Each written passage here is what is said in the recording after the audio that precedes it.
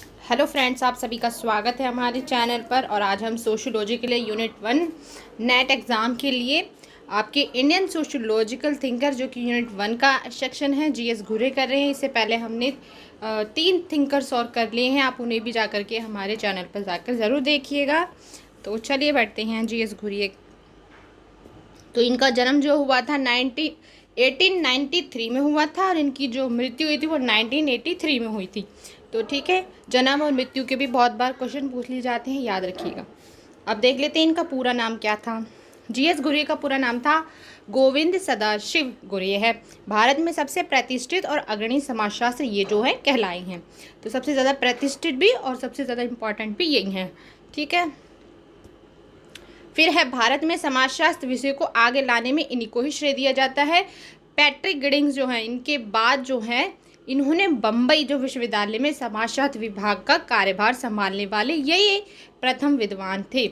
यही कारण है कि कुछ लोगों ने इनको जो है समाजशास्त्र के पिता की भी उपाधि दी थी। तो ठीक है, इनको इनके समाजशास्त्र के पिता की भी उपाधि इसी कारण दी थी क्योंकि पैट्रिक गिडिंग्स के बाद इन्होंने कार्यभार संभाला था मुंबई विश्वविद्यालय में समाजशास्त्र के विभाग का, ठीक है। फिर नेक्स्ट देख लेते हैं। सन 1924 में बम्बई विश्वविद्यालय में इन्होंने रीडर के पद पर नियुक्ति मिली थी, ठीक है। और फिर 10 वर्ष के बाद सन 1934 में इन्होंने प्रोफेसर और समाजशास्त्र का अध्यक्ष भी बनाया गया था। तो ये भी इम्पोर्टेंट है, याद रखिएगा, ठीक है। नेक्स्ट देखते हैं। वे यहाँ 35 वर्ष की एक लंबी अवधि तक रहे थे, ठीक है। इस विभाग के वो अध्यक्ष बने रहे थे 35 वर्षों तक और सन 1959 में वे सेवा से मुक्त भी हो गए थे। फिर उसके बाद बम्बई विश्वविद्यालय ने उन्हें सेवा मुक्त आचार्य के रूप में भी नियुक्त किया था। तो वो सेवा मुक्त आचार्य के रूप में भी नियुक्त हुए थे और उन्हें सम्मानित किया था। वो पहले ऐसे थे जिन्होंने बम्बई विश्वविद्यालय में सेवा मुक्त आचार्य का पद भी रहा था। तो ये सेवा मुक्त आचार्य भी रहे। फिर वे बम्बई विश्वविद्यालय के प्रथम सेवा मुक्त आचार्य भी थे।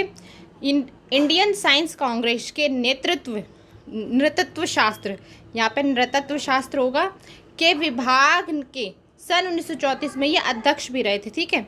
नृतत्व शास्त्र के विभाग के ये अध्यक्ष रहे थे 1934 में, याद रखिएगा। फिर है रॉयल एशियाटिक सोसाइटी ने अपनी मुंबई शाखा की प्रबंध समिति का इन्हें सदस्य भी मनोनीत किया। फिर 1942 में मुंबई की एंथ्रोपोलॉजिकल जो सोसाइटी है उसके अध्यक्ष बने और 1948 में वे इस पद पर रहे थे। चलिए नेक्स्ट देखते हैं। भारत में समाजशास्त्र के प्रथम संगठन जिसकी स्थापना 1952 में इंडियन सोशियोलॉजिकल सोसाइटी के नाम से मुंबई में शुरुआत करने में ये प्रमुख रहे थे। मतलब इन्होंने जो है मुंबई में जो शुरुआत करी थी एशियाटिक सोसाइटी की, उसके ये प्रमुख रहे थे।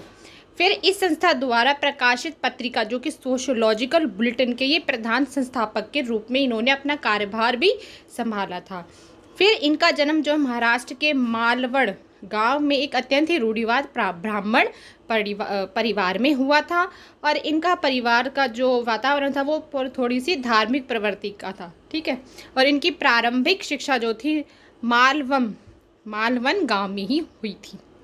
फिर सन 1948 में यहीं से इन्होंने तुलनात्मक भाषा शास्त्र, अंग्रेजी, संस्कृति और पाली में प्रथम श्रेणी में इन्होंने की और कुलपति का एक अत्यंत दुर्लभ स्वर्ण पदक भी इन्होंने अर्जित किया था। नेक्स्ट देते हैं। बाद में वे इसी कॉलेज के प्राध्यापक बन गए थे और इसी अवधि में मुंबई विश्वविद्यालय पैट्रिक गिडिंग्स के संपर्क में आए थे और समाजशास्त्र विभाग के अध्यक्ष थे। समाजशास्त्र विभाग के अध्यक्ष उस टाइम कौन थे? पैट्रिक गिडिंग्स से। तो इनके संपर्क में आए थे ये, ठीक है। नेक्स्ट देख लेते हैं। नेक्स्ट है मुंबई विश्वविद्यालय के समाजशास्त्र विभाग की नींव को मजबूत करने में भी इनकी प्रमुख भूमिका निभाई थी इन्होंने अपने प्रसारवादी जो परिप्रेक्ष्य है भारत विद्याशास्त्र उपागम का इन्होंने जब प्रयोग किया था, भारत विद्याशास्त्र उपागम का इन्होंने प्रयोग किया था अपने परिप्रेक्ष्य में, ठीक है। फिर है भारतीय संस्कृति और समाज के विभिन्न पक्षों का अन्वेषण में इन्होंने भारत विद्याशास्त्र के स्रोतों का भी प्रयोग किया था।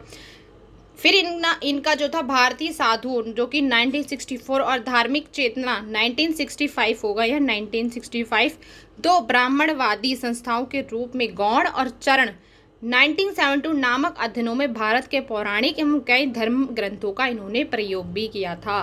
तो याद रखिएगा, काफ़ी इंपॉर्टेंट है। ठीक है, भारतीय साधुओं का ये जो कि 1964 और ये धार्मिक चेतना 1965 में, और 2 ब्राह्मणवादी चेतना कौन सी थी, गौण और चरण। ठीक है, इनका अध्ययन इन्होंने किया था और कई धार्मिक ग्रंथों का भी इन्होंने अध्ययन किया था। इन्होंने अपने कई अध्ययनों में अत्याधुनिक जो कि अब मॉडर्न सर्वेक्षण विधि है, सांख्यिकी तकनीक है, और महादेव कोली लोग जो 1963 के अध्ययन के क्षेत्र में भी कार्य किया था, है ना। इन्होंने इस विधि का प्रयोग करके भारतीय समाजशास्त्र और सामाजिक मानवशास्त्र में अनुभववादी परंपरा की जड़ों को भी मजबूत किया। फिर इन्होंने क्या किया था कि समाजशास्त्र मानव शास्त्र की दृष्टि में उनका जातियों, प्रजातियों, जनजातियों में, यानी कि जो अंतर्विवाह जाति होती परिवार में, नातेदारी व्यवस्था, शहरीकरण, ठीक है, जनांकीकी, धर्म और समाजशास्त्र, राजनीति, समाजशास्त्र आदि क्षेत्रों में महत्वपूर्ण इन्होंने योगदान दिए थे। इन्होंने बहुत सारे इन विषयों पर लिखा भी था, इनका विश्लेषण भी किया था। तो इन्होंने भारतीय परिवार, नातेदारी, जनांकीकी, धर्म, धर्मशास्त्र, इन सब के पर इन्होंने लिखा था। नेक्स्ट देख लेते हैं। नेक्स्ट है, उनकी पीएचडी का विषय भी क्या रहा था, जाति का निर्जातीय सिद्धांत था, जिसके आधार पर इन्होंने 1932 में प्रथम पुस्तक भारत में जाति और प्रजाति जो है इनकी पुस्तक प्रकाशित हुई। फिर इन्होंने जाति को एक जटिल घटना बताते हुए इसके निश्चित शब्दों में बंधी हुई कोई सामान्य परिभाषा तो नहीं दी, किंतु इनकी विशेषताओं का भी इन्होंने अवश्य विश्लेषण किया था। इन्होंने बताया था कि समाज का एक खंडात्मक विभाजन, और दूसरा इन्होंने बताया था संस्करण, तीसरा बताया था खान पान और सामाजिक व्यवहार पर प्रतिबंध, और विभिन्न जातियों की नागरिक और धार्मिक निर्योग्यताएं, और चौथा बताया था इन्होंने विशेषाधिकार, ये व्यवस्थाएं बताई हैं, विशेषाधिकार व्यवसाय और स्वतंत्र चुनाव का अभाव होता है, और विवाह पर जो अंतर्विवाह उन पर होता है इन पर प्रतिबंध लगाया हुआ था। तो ये इन्होंने जाति की कुछ विशेषताएं बताई थी। तो इन्होंने कुल 6 जो है बताई थी, याद कर लीजिएगा, बहुत इंपॉर्टेंट है। फिर उन्होंने बताया था जाति के उद्भव के बारे में इन्होंने प्रजाति के सिद्धांत का समर्थन किया था। ठीक है, इन्होंने अपने अध्ययनों में प्रसारवादी परिपेक्ष्य के साथ साथ भारत विदेश शास्त्र उपागम का, ये हमारा टॉपिक हो चुका है, संस्कृति और भारत विदेश शास्त्र के स्रोतों का प्रयोग किया था। ठीक है, इन्होंने अपने कई अध्ययनों में आधुनिक सर्वेक्षण विधि का प्रयोग किया, शांति की विधि का भी प्रयोग किया। जाति के उद्भव के बारे में इन्होंने कहा है कि जाति प्रणाली जो है इंडो आर्यन संस्कृति है, जो कि पहले चलती थी, जैसे ब्राह्मण, क्षत्रिय, वैश्य, शूद्र ये सब हुए थे, तो जिसका पालन पोषण कहाँ हुआ था, गंगा के मैदान में हुआ था, और वहाँ से इसे देश के दूसरे भागों में लाया गया। ठीक है, तो इन्होंने ऐसे कहा था कि जाति प्रणाली इंडो आर्यन संस्कृति के ब्राह्मणों का एक शिशु है। इन्होंने ऐसा लिखा है, ऐसा कोटेशन भी आ सकती है कि जिसका पालन पोषण गंगा के मैदान में हुआ है। फिर क्या बोला है इन्होंने, जाति के भविष्य संबंधी उनके विचार निराशावादी होने के साथ साथ विसंगतियों से भी भरे हुए थे। इनके अनुसार जो पुरातन चतुर्वर्ण थी, जो पहले जो वर्ण चलते थे, ब्राह्मण, क्षत्रिय, वैश्य, शूद्र, उन्हें लौटाना, मतलब उनका दोबारा आना व्यवहारिक नहीं है, अव्यवहारिक है वो। ठीक है, चलिए नेक्स्ट देख लेते हैं। आगे देखते हैं इन्होंने क्या क्या कहा है।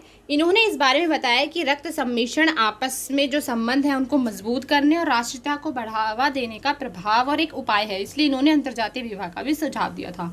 फिर भारतीय जनजातियों की समस्याओं के समाधान के रूप में इन्होंने आत्मसात की नीति का भी प्रस्तावित किया था, और नेशनल पार्क की नीति जो कि अलग थलग की नीति, और जवाहरलाल की नेहरू की जो एकीकरण की नीति थी उससे जो है सर्वथा भिन्न थी। तो इन्होंने कौन सी दी थी, आत्मसात की नीति। फिर क्या कहा था इन्होंने कि धर्म की समाजशास्त्र के अपने अध्ययन में इन्होंने धार्मिक विश्वास, कर्मकांड, संस्कार और भारतीय परंपरा में साधु की भूमिका पर प्रकाश भी डाला था। धर्म के समाजशास्त्र के संबंध में इनकी एक बहुचर्चित पुस्तक है इंडिया साधुज नाम से, जिसका इंग्लिश में नाम है, लेकिन हिंदी में जो है भारतीय साधुज बोलेंगे उसे, जो कि 1953 में आई थी। संन्यास की दोहरी भूमिका की इन्होंने समीक्षा की थी इस पुस्तक में, और विभिन्न साधनों और वैष्णव धर्मों का भी उल्लेख किया है। फिर इन्होंने भारतीय कला, नृत्य और उस पर अनेक लेख भी लिखकर अपनी रुचि प्रदर्शित करी थी।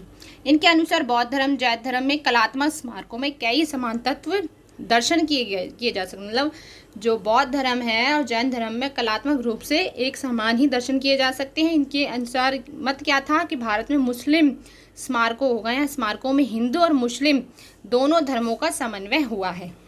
ठीक है, इनका मत था कि मुस्लिम इमारतों में हिंदू कला के तत्वों का केवल अलंकार रूप में प्रयुक्त किया गया है। फिर इन्होंने राजनीतिक समाजशास्त्र के विषयों को लेकर 4 पुस्तकें लिखी हैं, जो कि 1968 में प्रकाशित भारत में सामाजिक तनाव नामक पुस्तक का विशेष उल्लेखनीय किया गया है। ठीक है, नेक्स्ट है, इन्होंने इस पुस्तक में हिंदू और मुस्लिम संस्कृति और संबंधों की ऐतिहासिक काल से लेकर वर्तमान काल तक का विस्तार से समीक्षा की है। तो इन्होंने इस पुस्तक में क्या बताया कि हिंदू और मुस्लिम की जो संस्कृति है, जो कि इतिहास काल से लेकर वर्तमान काल तक के बारे में इन्होंने इसकी समीक्षा की है और इस पुस्तक का विशेष जो है उल्लेखनीय भी किया गया है। इनके अनुसार देश का विभाजन जो है पृथकवादता और विशिष्टतावाद के एक लंबे इतिहास का परिणाम का फल है। सभी सिद्धांतों के परिचित होते हुए भी इन्होंने स्वयं को किसी विशिष्ट सिद्धांत के ढांचे में नहीं डाला है। ठीक है, नेक्स्ट है, वे मार्क्सवादी सिद्धांत और अवधारणाओं से परिचित अवश्य थे, लेकिन इन्होंने जो है कोंकण क्षेत्र के एक गांव में अपने अध्ययन में एंजल्स के परिवार के जो नियम हैं उसका भी उल्लेख किया था। तो इन्होंने एक अध्ययन किया था, उसमें एंजल्स के परिवार का उल्लेख किया था। तो इनकी अब महत्वपूर्ण पुस्तकें देख लेते हैं जो कि आपकी पूछी जाती हैं। Caste and race in India 1932 में आई थी। फिर sex habits of middle class people 1938 में आई थी। नेक्स्ट इनकी बुक है the aborigines so called and their future 1943। Next इनकी बुक थी कल्चर एंड सोसाइटी 1945 और नेक्स्ट इनकी थी कास्ट क्लास एंड ऑक्यूपेशन 1961 में बहुत बार पूछी गई है। और लास्ट इनकी सिटीज़ एंड सिविलाइजेशन जो कि 1962 में आई थी। तो ये कुछ इंपॉर्टेंट बुक्स थी, वैसे इन्होंने बहुत सारी बुक्स लिखी हैं, तो आप उन्हें भी ज़रूर एक बार चेकआउट कर लीजिएगा। देखिए नीचे है महादेव कॉलेज जो कि 1963 में आई थी। द इंडियन साधुज, ये भी बहुत इंपॉर्टेंट है, 1964। तो ये इंपॉर्टेंट 4-5 बुक्स हैं, तो मैंने इसमें ली है। आई होप आपको ये वीडियो काफ़ी हेल्प लगा होगा। चैनल को लाइक शेयर सब्सक्राइब जरूर करें और आप सभी का बहुत बहुत धन्यवाद इस वीडियो को देखने के लिए।